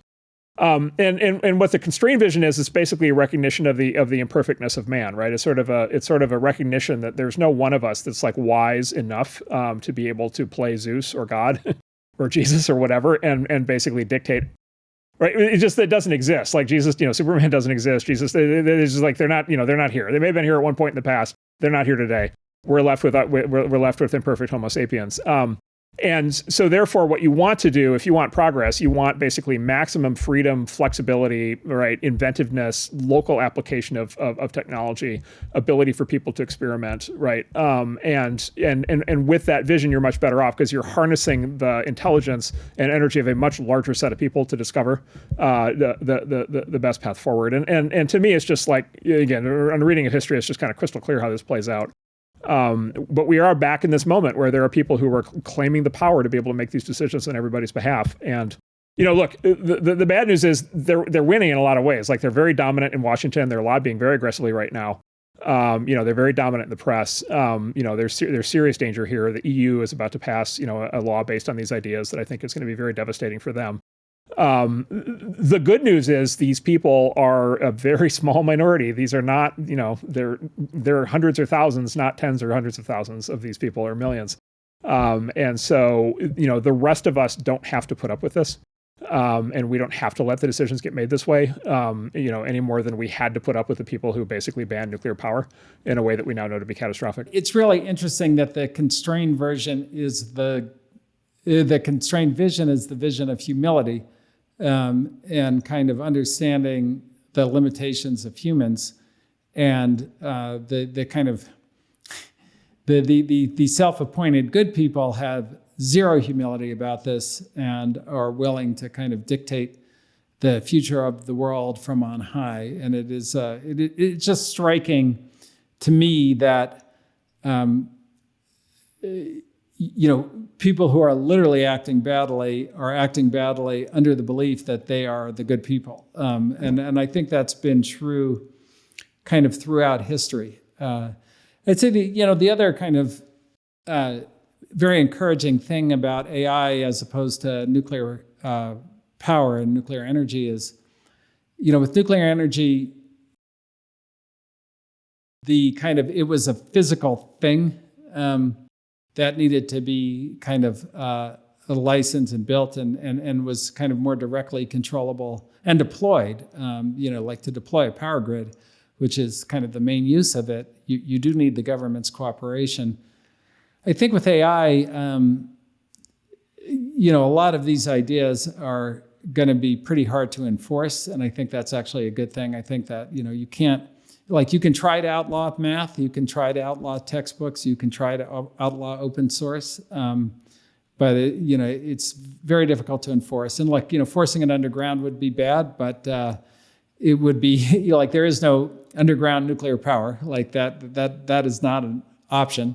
So I think that as a force, the unenforceability of it kind of may lead to a situation where, as it manifests itself, people will come to understand the value of it and it being a force for good, and it not being something that needs banning or massive constraining or concentration in the hands of 2 or 3 companies or that kind of thing, which is all being pushed very hard today. All right. Well, we're coming up right on 2 hours. So I hope you all enjoyed this, our first of many podcasts. And we certainly had a good time doing it. And I'd like to, on behalf of Mark and Andreessen Horowitz, we just say thank you for listening.